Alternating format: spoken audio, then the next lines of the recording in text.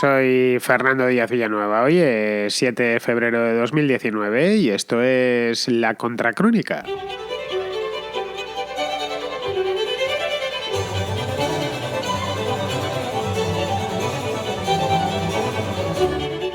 Hace 2 días nos enteramos que Ediciones Península, una editorial del grupo Planeta, la principal editorial de España por lo demás, no es el principal grupo editorial de España, lanzará el próximo 19 de febrero, es decir, dentro de poco más de una semana, un libro escrito nada más y nada menos que por Pedro Sánchez, que es el líder del Partido Socialista y además actual presidente del gobierno. Es la primera vez, y esto se insistía mucho hace un par de días, que un inquilino de la Moncloa publica un libro, al menos mientras está en la Moncloa. Si habían publicado libros, por supuesto, yo creo que si no todos, pues casi todos habían escrito libros o antes de llegar a la Moncloa o después cuando ya se habían ido. Lo que no había hecho ninguno era escribir un libro y publicarlo. No sabemos si lo escribieron porque si lo hicieron fue en privado, pero vamos, que publicarlo, sacarlo a la calle, en una palabra, mientras estaban mandando. El libro es al parecer un título de memorias, podríamos dejarlo en ese género, y cuenta con la colaboración de Irene Lozano, que es una periodista, es antigua diputada del Partido Socialista y embajadora de la marca España, con rango y sueldo de secretaria de Estado. Una persona, por lo demás, Irene Lozano, muy cercana a Pedro Sánchez, cercana en lo profesional y además que ha seguido con él pues, todos los sinsabores que tuvo que atravesar Pedro Sánchez en el pasado y que por arte de magia prácticamente, nunca mejor dicho, pues desde junio del año pasado se han visto de pronto en El Dorado, que es donde se encuentran actualmente. Y El Dorado podría llegar a ser este libro en el que ha colaborado de manera tan entusiasta Irene Lozano.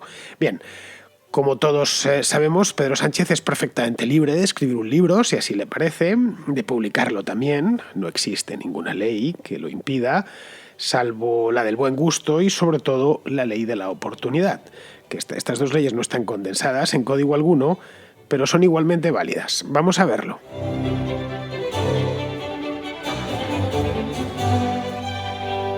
A finales del año pasado corría por Madrid el run run de que Planeta iba a dar el campanazo editorial, se entiende, con un libro inesperado. Un libro inesperado escrito por un político, para más señas. Yo creo que el que más y el que menos este rumor se lo habían contado. Estoy hablando del mes de noviembre, diciembre, una cosa así, se decía, sí, vais a ver el año que viene, va a ser el año de Planeta porque va a sacar un librazo que van a venderlo como rosquillas. Habida cuenta que las editoriales últimamente no venden mucho, llevan unos cuantos años sin vender demasiado, lo cual tiene libros de papel, estoy hablando, venden bastantes ebooks, pero vamos, que las ediciones ya no son esas ediciones de otros tiempos, pues claro que una editorial tenga en la mano algo calentito, algo que se pueda vender muy bien, pues eso rápidamente se traspasa a todos los agentes rumoreadores de Madrid, que son bastantes. Bien, cuando comentaron el rumor, yo pensé que se trataba de Soraya Sáez de Santamaría. Sinceramente, soy un ingenuo, ya lo sé, pero bueno, el hecho es que pensé que ella, por fin, después de haberse visto fuera de todo, en el ostracismo más absoluto, que es como se encuentra ahora mismo, pues había decidido tomarse la venganza mediante un libro. Y claro, ¿a quién no le interesaría tener un libro de Soraya Sáez de Santamaría, la mujer más poderosa de España durante los últimos 7 años? Porque ese sí se vendería bien. Yo, por ejemplo, sería el primero en comprarlo, a pesar de que cualquier libro de memorias, por definición misma, es un libro mentiroso, pero bueno, el hecho es que Soraya Sáez de Santamaría sí tiene cosas que contar en un libro, desde luego. Y más teniendo en cuenta lo que le pasó el año pasado, lo perdió todo, pues en nada, en un abrir y cerrar de ojos, y nictu oculi, como aquel cuadro. En el lapso de mes y medio perdió el poder, que en su caso además era absoluto, tenía muchísimo, y además unas semanas después la echaron de la carrera para presidir el Partido Popular, las primarias que terminó ganando Pablo Casado contra todo pronóstico. Bien, como os decía, Soraya sí tenía algo que contar y su libro estaba más que justificado, pero al parecer, de esto me he enterado más tarde, se lo ofrecieron y ella dijo que no. Aunque fuese una confesión de parte, necesariamente interesada y seguramente mentirosa, dijo que no le interesaba. Correcto. Además, ya no está en política. podría perfectamente haberlo hecho, sin ningún problema. Dispone de tiempo, o eso creo que tiene tiempo, y la actividad en sí no entraña ningún conflicto de intereses. Para el caso de Soraya Sáez de Santamaría estoy hablando. Ya está completamente fuera de la política, ha renunciado a su escaño, ha renunciado a todas sus dignidades, bueno, algunas la han hecho renunciar dentro del partido, y bueno, y se dedica, entiendo que a una placentera vida privada, al margen de pues, los modos que haya encontrado a ganarse la vida, que por lo demás ella tampoco tendría muchos problemas porque es abogada del Estado. Pero bueno, eso era lo que yo pensaba que este año iba a salir un libro de Soraya Sáez de Santamaría. También cabía la posibilidad de que el libro fuesen unas memorias de Rajoy. No las memorias de Adriano, pues más que se le ha puesto esa cara de emperador romano ya en sus últimos años, pues también cabía la posibilidad, para qué negarlo. Pero claro, las tiene ya escritas. Esto es algo que, no sé, quizá los más jóvenes no se acuerden, pero yo sí me acuerdo de cuando Rajoy lanzó el libro de memorias. Se llamaba En Confianza. Lo lanzó allá por el año 2011. Era un bodrio soporífero, os lo aseguro. Fue pocos días antes unas 2 o 3 semanas antes, no recuerdo exactamente, pero poco antes, justo antes de que empezase la campaña electoral. De eso estoy seguro. De las elecciones de aquel año, las elecciones que se celebraron el 20 de noviembre de aquel año. Yo este libro de En Confianza lo llegué a tener en casa. Incluso leí algunos fragmentos, a medias por obligación profesional y también un poco por morbo. Pero es que era horroroso, en serio os lo digo. El negro que se lo escribió se mimetizó de tal modo con Rajoy que recuerdo que el libro no decía absolutamente nada. Era plúmbeo y narcótico, bueno, como el propio Rajoy. Así que en el caso de que se hubiese decidido actualizar, porque eso sería una actualización, una edición aumentada de algo que ya escribió en el pasado, pues tampoco es como para llamarlo bombazo, ¿no? Tenemos el bombazo del año, ¿qué? Un libro del año 2011 remozado para que parezca un poco más moderno. Así que tampoco era Rajoy. No era ni Soraya ni Rajoy. El bombazo no era de ninguno de estos dos. Era de Pedro Sánchez. Esto, cuando me enteré hace 2 días, que me enteré como el resto de los mortales cuando lo anunciaron por la mañana, para mí fue toda una sorpresa, en serio. Si me hubiesen ofrecido apostar el lunes pasado, me dicen, oye, una apuesta, ¿cuál va a ser el libro de este año dentro de política? ¿Quién crees que va a ser el autor? Y me hubieran puesto para apostar a este hombre, a Pedro Sánchez, no hubiese dado por él ni un céntimo.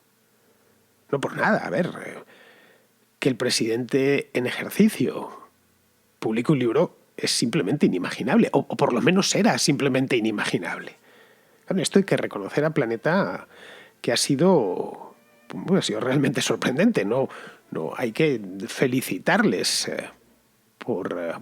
aunque claro, teniendo en cuenta que tienen a Pedro Sánchez, que es un hombre, iba a decir que perdió la vergüenza, no es que no la tuvo nunca, y entonces lo que nunca se tuvo no se puede perder, pero bueno, va a ser efectivamente, en este caso, un bombazo comercial, y se entiende que estén tan ufanos y estén presumiendo de su logro, porque es todo un logro. Claro, a partir de ahí, al margen del bombazo comercial, y de que los ejecutivos de Planeta presuman, lo cual me parece bien, en todo lo demás es una auténtica desvergüenza. Os preguntaréis, ¿por qué? Es como que es una desvergüenza. ¿Acaso no tiene Pedro Sánchez derecho a publicar un libro?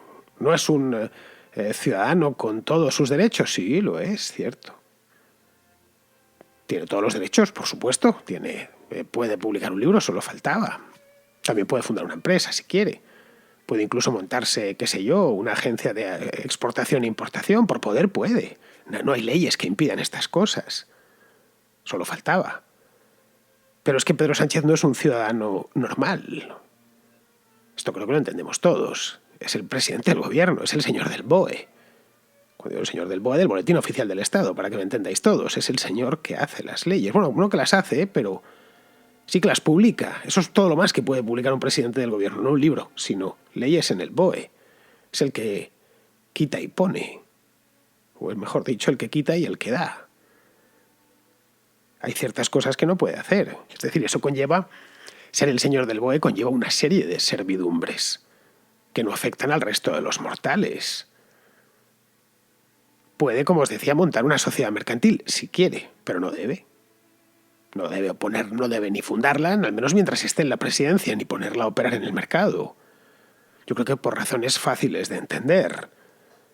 Y esto vale no solo para España, sino, creo yo, para cualquier lugar del mundo. Vamos, aquí el el ejecutivo es el presidente del gobierno, pero en cualquier otro país pues sea el presidente o el primer ministro. Bueno, en este caso el presidente del gobierno es un primer ministro. Es decir, el que hace el boletín oficial no puede montarse una empresa mientras está haciendo el boletín oficial, punto. Puede legalmente, pero no puede desde el punto de vista moral. ¿Por qué? Pues por una razón sencilla, porque a esto se le llama conflicto de intereses, que es una cosa seria. Todos tenemos alguno en nuestro oficio, ¿eh? Esto del conflicto de intereses no pensemos que solo afecta a los primeros ministros y a los políticos, ¿no? Y de hecho hay que tratar de evitarlos, identificarlos claramente y tratar de evitarlos. Y si no conseguimos evitarlos nosotros, pues ya hay alguien que nos, ya sea nuestra empresa, que nos hace firmar ciertos contratos o mete cláusulas en los contratos por si apareciesen conflictos de intereses. Por ejemplo, el director de una empresa dada, de cualquier cosa, poned vosotros el producto que fabrique. No sé, que fabrique neumáticos, por ejemplo, o tubos de acero. El director general de esa empresa no debería tener acciones en empresas de la competencia, es decir, en otras empresas de neumáticos o de tubos de acero. ¿Por qué? Pues porque en algún momento ambos intereses van a chocar y uno de los dos ha de quedar por encima. El director general de esta empresa hipotética, ficticia que hemos creado, de tubos de acero, si tiene acciones en las empresas de la competencia que hacen lo mismo que él, pues en algún momento tendrá que tomar una decisión. ¿Protege sus acciones o protege a la empresa para la que trabaja? Los periodistas que nos dedicamos al análisis político, lo he dicho muchas veces aquí, no debemos, por ejemplo, militar en partidos políticos, porque más pronto que tarde el análisis honrado y la militancia chocarán. Y una de las dos tendrá que quedar por encima. Y al final suele quedar por encima lo que más le afecta a uno al bolsillo, de tal manera que es el que evita la ocasión, evita el peligro. Hay más casos de conflictos de intereses. Los médicos y las farmacéuticas, esto se ha dicho muchas veces, claro, es que los laboratorios invitan a los médicos a viajes de ensueño en el Caribe y luego estos médicos recetan tal o cual medicina. Y de nuevo un conflicto de intereses. Y todavía podríamos aquí hablar que el médico es libre, pero pongamos por caso que Pfizer o Roche o cualquier farmacéutica coloca a uno de los suyos a dirigir un hospital. Pues habría de nuevo un conflicto de intereses. Creo que más o menos esto de los conflictos de intereses lo tenemos todos claro.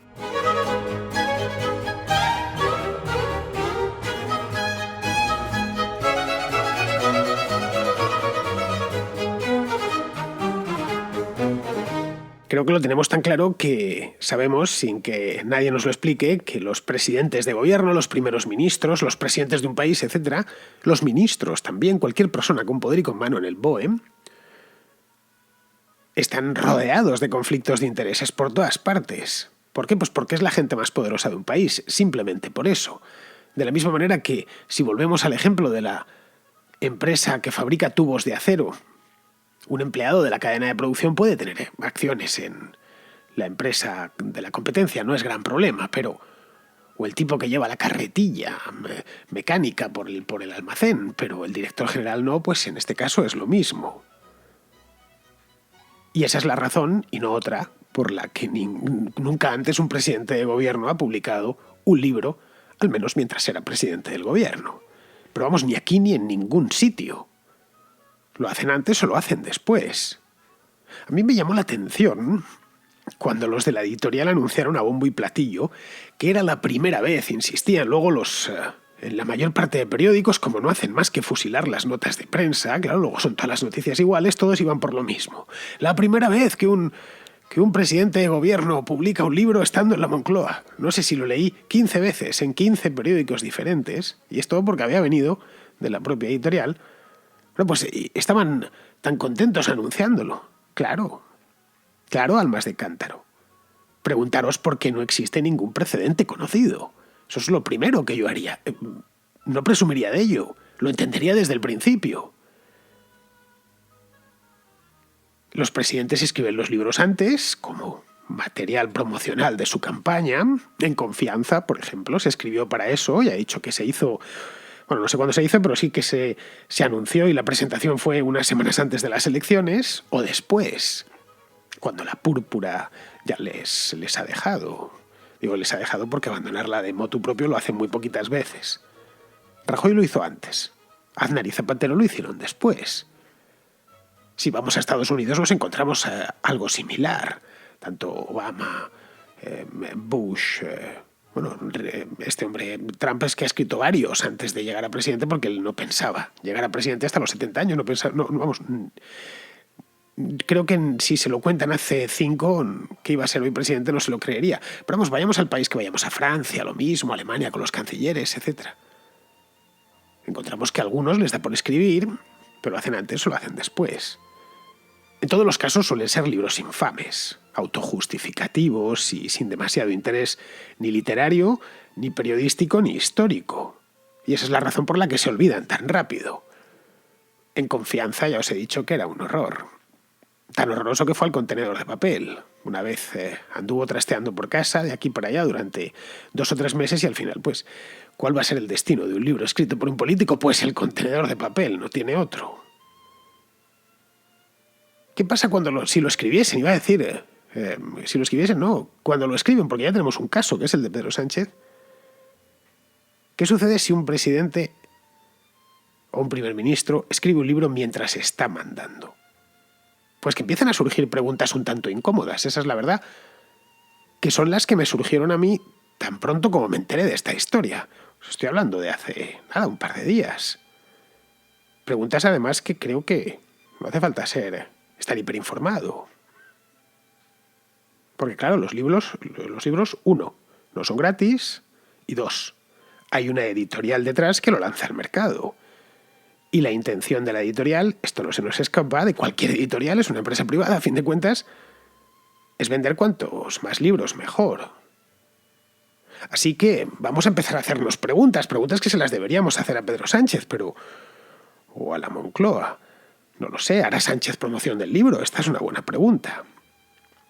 ¿Cuánto tiempo va a dedicar a promocionar su libro? A él le pagamos por ser presidente del gobierno, no por estar promocionando un libro, pero bueno, va a estar distrayendo tiempo de asuntos importantes para promocionar un libro por librerías y salones de actos por toda España.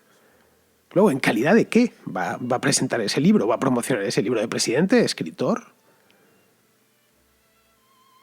El libro se va a vender, claro, necesitará una promoción y no hay mejor promoción que la del autor. Ni idea, no sé cómo lo terminarán resolviendo esto.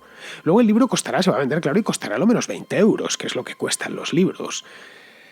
Más los libros de estreno, quiero decir. ¿No? Tenemos que saber, y esto es imperativo además, qué porcentaje irá Sánchez, porque es quien es, no por nada. Y hasta el último céntimo que entra en su cuenta bancaria está sometido al escrutinio público. Porque es el primer ministro. Tenemos que saber exactamente qué tipo de ingresos atípicos tiene y qué cuantía, por pura transparencia. Esto habrá quedado, entiendo, en el contrato, que lo quiere dar a las hermanitas de los pobres. Me parece fabuloso, pero que quede claro cuánto va a ir a las hermanitas de los pobres. Porque claro, si Sánchez hubiese autopublicado su libro y lo difundiese, qué sé yo, de manera gratuita por internet, pues esto nos lo ahorraríamos. Podríamos echarle en cara que no está en lo que está. Que un presidente de gobierno no está para autopublicarse libros, ni estar con PDFs, ni nada por el estilo, pero bueno, a partir de ahí, pues sí, he escrito esto y lo hago por vosotros, lo voy a soltar en la red y que cada uno se lo descargue. Pero no está en PDF, libre para su descarga, se va a vender. Habrá que pasar por caja. Y por la editorial Península, que insisto, como os he dicho antes, es del Grupo Planeta. El Grupo Planeta no es cualquier cosa, ¿eh? El Grupo Planeta no es una pequeña editorial especializada de esas con 15 empleados y una oficina en las afueras, no. Es la principal editorial española y en español. Creo que no hay ninguna más grande. Luego, además de eso, aparte de su actividad editorial, que por cierto la hace muy bien, es el principal accionista de A3 Media. En A3 Media se engloban un montón de medios de comunicación de primerísima fila. Está Antena 3, está La Sexta, hay varios canales de la TDT, luego está las radios, Onda Cero, Europa FM, Melodía FM, las 3 son de A3 Media. En prensa es propietario del diario La Razón. tiene una productora de cine, una productora musical y no sé cuántas cosas más. Resumiendo, que el Grupo Planeta es el principal grupo multimedia en español. Y con la publicación del libro de Sánchez, que no he dicho el título todavía, se titula Manual de Resistencia. Es como se llama. Pues bien, con el principal grupo mediático español, con la publicación de este libro, ha forjado un interés mercantil con el presidente del gobierno, que es el mismo que tiene en su mano la regulación del sector editorial y la regulación del sector audiovisual. No sé, yo creo que solo esto ya es motivo de preocupación. Motivo serio, de preocupación. Pero claro, hay más preguntas, aparte de esa. ¿De dónde ha sacado el tiempo para escribirlo? Esa sería una que deberían hacerlo en el Parlamento. Lleva 6 meses, no es mucho tiempo. Cualquier libro lleva... Es decir, vale, me lo ha escrito Irene Lozano. Bueno, pues no ponga usted la firma, no lo sé. Y aun con todas, aunque hubiese escrito 10 páginas, un presidente del gobierno no tiene que estar en eso. No le debería de sobrar el tiempo, ni las energías para este tipo de cosas. Luego, otra pregunta sería, vamos, que si le tuviese delante se lo preguntaría si ha empleado algún recurso del Estado en la confección del libro. Parecerá una pregunta retórica y tonta, pero no lo es en absoluto. Hasta la última brizna de tinta de la impresora más remota del Palacio de la Moncloa se paga con nuestros impuestos. Pero en cambio el libro es un business privado del presidente del gobierno, porque esos 20 euros se quedará con una parte. No lo sé, todas estas cosas tiene que responderlas no por nada, sino porque ocupa el cargo que ocupa. Dicho sea lo de ocupar sin segundas intenciones. De lo contrario, es que nos encontramos ya, sin sombra de dudas, ante un cara dura sin escrúpulos, dispuesto, yo diría, que a cualquier cosa con tal de permanecer en el cargo. Bueno, aunque bien mirado, eso ya lo sabíamos, la verdad. La historia esta del libro simplemente nos lo viene a confirmar. Noticias Mierder. La noticia que no te interesa, pero que estás deseando escuchar.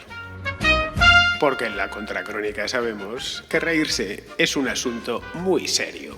Antes de las llamadas, vamos con una noticia mierder, que hace mucho que no traigo una por aquí. Aunque bien pensado, lo del libro de Pedro Sánchez es una noticia mierder en sí, una noticia mierder, pero que si nos lo cuentan hace unos años hubiera ido directamente, si no conociésemos bien a Sánchez, hubiera ido directamente a la categoría de noticias mierder. Pero bueno, me envía Ramón lo siguiente. Os leo el titular de la noticia. Esto está, no penséis que es el Mundo Today ni nada, esto es el Periódico de Cataluña. Dice, un hombre demandará a sus padres por haberle tenido sin su consentimiento. Rafael Samuel, de 27 años y de Bombay, compara la procreación con el secuestro y la esclavitud. Bueno, os leo un poquito. Dice, Rafael Samuel tiene 27 años y es natural de Bombay, en la India. Preguntado por su estado, asegura que está vivo y lamentándolo. ¿Por qué? Porque no pedí nacer. Se define como antinatalista, un movimiento que gana adeptos en su país, donde los jóvenes urbanitas cada vez se resisten más a la presión social de tener hijos. Bueno, pues no los tengas. Desde su página de Facebook, Nihilanand ha anunciado que piensa demandar a sus padres por haberle traído a este mundo sin su consentimiento. Claro, como veis, puedo leeros la noticia entera porque toda es así de irrisoria, digamos, de hilarante. Pues Samuel ha explicado a la revista de Print que los padres son unos hipócritas, puesto que tienen a sus hijos por su alegría y su placer, ¿no? Si te parece, los van a tener para ponerse tristes y que les produzca dolor. Y claro, no es que él se lleve mal con los suyos, amo a mis padres, asegura. Ni que tenga una existencia difícil. Mi vida ha sido increíble, sostiene, ¿no? Si además, claro, es un niño rico, obviamente. Pero no cree que los padres tengan derecho, y esto abro comillas, a hacer pasar otra vida por la escuela, la búsqueda de un trabajo. Y ahí el trabajo, sobre todo cuando esa persona no ha pedido existir. En fin, no sé, es como bien dice Ramón, me lo comenta por WhatsApp, es que esta noticia mierda está a otro nivel. Porque vamos a ver, Rafael Samuel, lo tuyo tiene fácil solución. Si lo que te molesta es estar vivo, pues no tienes más que quitarte en medio. Ya ves tú, tienes 27 años. Hazlo, eso sí, sin llevarte a otro por delante, ¿eh? Nada de tirarse de un sexto o de ponerse delante de un camión, que lo mismo da un volantazo y se mata al camionero. Así que ten en cuenta que ellos son personas normales, que les gusta vivir y esas cosas. Lo que no hagas es demandar a tus padres. Primero porque el juez no te va a hacer caso, eso de entrada y vas a hacer el ridículo, no sé cómo andará el tema de las costas en la India. Y luego tampoco te vendría mal ponerte a trabajar y dejar de una puñetera vez el Facebook, lo cual creo que solucionaría todos tus problemas. Bien, vamos a dejar ya esto, ahora vamos con cosas serias. La verdad es que la noticia es francamente buena. Buena dentro de la categoría mierda, pero buena. Bien, vamos con Carlos, un oyente de Uruguay, que nos comenta lo siguiente. Fernando, nuevamente escuchando tu programa, nuevamente me pareció genial, pero como uruguayo me hubiera gustado que entraras un poco más en lo que eran los asuntos inconfesables. Que creo que por ahí viene el asunto. Y como dato, tú que eres una persona de investigar, de repente capaz una pequeña investigación sobre la muerte del contador Cannon aquí en Punta del Este hace unos años. Este, es un tema interesante. Aparte es una noticia que en su momento, cuando salió a la luz enseguida, se dejó de hablar de ella. Así que un fuerte abrazo y nos vemos. Bueno, Carlos, entre las razones inconfesables de Vázquez, supongo que estarán los negocios de su hijo Javier en Venezuela, supongo. Esta es una historia que ya es antigua, la de Javier Vázquez y la cantidad de viajes que hizo a Venezuela en el pasado, es de hace ya 10 años. Bueno, y los ha seguido haciendo, porque ha montado ahí ha tenido un montón de negocios ha estado instalando cosas de software y demás en Caracas, vamos, para el régimen venezolano. Pero ya sabes que estas historias antiguas, esto puede ser, sí, del año 2008, 2009, cuando arrojas un cadáver al mar, el mar siempre te lo devuelve. Y esto es lo que ha pasado con Gómez Cannon, esto que comentas. Este es un contable que estuvo metido en todos estos enjuagues y luego apareció muerto en Punta del Este y dijeron que se había suicidado. Claro, la cuestión es que Javier Vázquez, hoy millonario, por cierto, hizo grandes negocios en Venezuela. Y no sé si los seguirá haciendo, pero claro, aquí tenemos de nuevo un conflicto de intereses entre los negocietes del hijo y la profesión del padre, que es el presidente de Uruguay. En fin, no sé, podría ser eso o podría ser también que el Frente Amplio sea un partido que simpatizó desde siempre con el chavismo, cosa que no te estoy descubriendo América, es que es la verdad. Aunque luego no lo haya terminado aplicando en Uruguay, pero simpatiza con él. Caray, la vicepresidenta Topolansky es que fue guerrillera de los Tupamaros. Es decir, que forma parte, al menos intelectualmente, de todo ese enjuague de la izquierda hispanoamericana, ¿no? Y tampoco hubiesen podido, aunque hubiesen querido, implantar el chavismo en Uruguay, porque allí no hay petróleo y luego la cultura democrática del país es muy sólida. De cualquier manera, este año, como bien sabes, se celebran presidenciales en Uruguay, en octubre, creo. Así que, después de 15 años de frente amplismo, quizá va siendo hora de abrir las ventanas del palacio esta vez y que aquello se airee un poco, que corra un poquito el aire. Bien, tengo otra llamada de José, que tiene una cuestión sobre el protagonista del programa de hoy, sobre Pedro Sánchez. Buenas, Fernando. A tenor del comienzo del proceso al procés, bueno, más que a esto, a lo que esto nos ha llevado, que puede ser las enmiendas a la totalidad de los presupuestos, a la aceptación del mediador, relator, como lo quieran llamar en el gobierno, a las 21 medidas de Torra, todo esto que ha surgido esta semana, me surge una duda de la cual en los últimos meses voy cambiando continuamente de parecer. Y es si Pedro Sánchez llevará al PSOE a la desaparición, como ya ha pasado en otros países de nuestro entorno, de nuestra esfera, como puede ser Francia, Italia o Grecia. Entiéndaseme desaparición como irrelevancia política. Y es que cada paso que da Sánchez me hace pensar que lleva a esta desaparición del Partido Socialista. Pero no sé cómo, por Artibirlo, que siempre le aparecen flotadores, consigue salvarse, porque el mayor problema que le veo es que no tiene una alternativa. Es decir, La alternativa que podría ser como en Italia el Partido Cinque Stelle o Tsipras, que sería Podemos. Iglesias se ha demostrado un cacique y ha hecho explotar su partido. Y la otra alternativa que podría ser Ciudadanos, desde la izquierda yo creo que les ven como peores aún que el PP. Entonces esta es mi pregunta. ¿Crees que el PSOE a los mandos de Sánchez está abocado a su autodestrucción? Pues no lo sabemos, José, esa es la verdad. Mira, si el PSOE desapareciese, en el caso hipotético de que desapareciese, pues ese espacio lo ocuparían Ciudadanos y Podemos. Pero, pues, si ves la tarta electoral, más o menos es esa. Esa es la parte del espectro que ocupa el PSOE. Está flanqueada a la izquierda por Podemos y a la derecha por Ciudadanos. Pero claro, no es una operación tan sencilla. No es 2 y 2 son 4. Por un lado, el PSOE tiene mucha presencia territorial. Es decir, si tú te vas a un pueblo del Pirineo o de la Sierra de Gredos, allí lo más probable es que no encuentres a nadie de Podemos o de Ciudadanos. No solo ya candidatos, sino votantes siquiera. En cambio, si verás a un tipo del PSOE, que lleva allí muchos años. Luego, por otro, tienen poder contante y sonante. Hoy en día, gobiernan en varias comunidades autónomas. En unas a solas, como el caso de Extremadura, y en otras en coalición. Pues el caso de Valencia o de Aragón. Y luego, por último, y creo que esto es importante, Podemos no atraviesa su mejor momento, porque, bueno, más que ganar votos, los pierde a día de hoy. Y esos votantes que pierde Podemos no van a parar a Ciudadanos por motivos que ya imaginas. Así que el resultado es que el PSOE es como el teflón, se calienta pero no se quema y todo le resbala. Bien, vamos a ir terminando ya, vamos con Pizarro, que cierra el programa con el tema este de Uruguay, México y los problemas de Venezuela. La Asamblea Nacional Venezolana ha clamado al mundo explicando que las instituciones reguladoras de los conflictos entre venezolanos han dejado de ser de los venezolanos para pasar a ser un cortijo de Nicolás. Ante tal realidad, desde México y desde Uruguay se proponen nuevas instituciones ajenas a los venezolanos y equidistantes entre abusadores y abusados.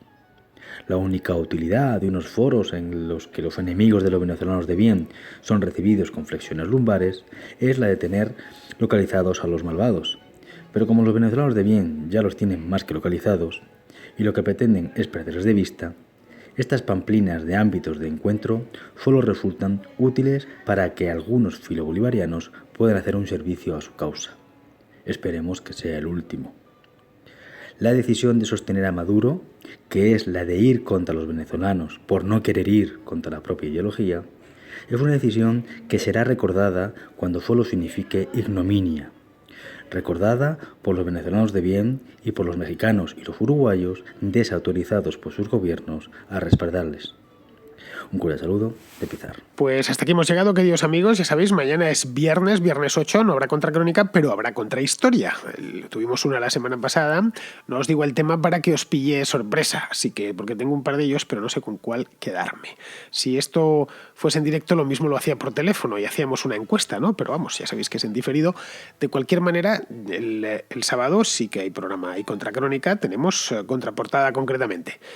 Pero como a fin de cuentas yo soy el mismo el que hace la Contracrónica y la Contrahistoria, me despido de vosotros hasta mañana, porque si os interesa un buen programa de historia, muy, iba a decir, premiado no, porque no le han dado ningún premio y esperemos que no le den ninguno, pero sí celebrado por sus oyentes. De eso me consta porque tiene muchos. Así que, queridos amigos, hasta mañana.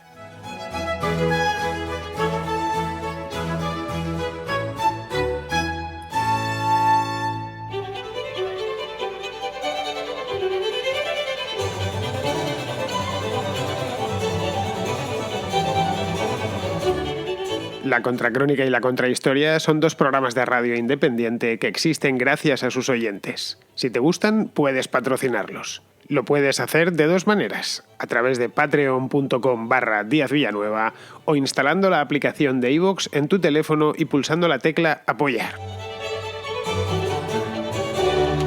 Solo por ser patrono podrás escuchar El Contrapunto, un programa musical distinto a todos los demás. Pero, sobre todo, hazte patrón para que la Contracrónica y la Contrahistoria se sigan emitiendo por los siglos de los siglos. Amén.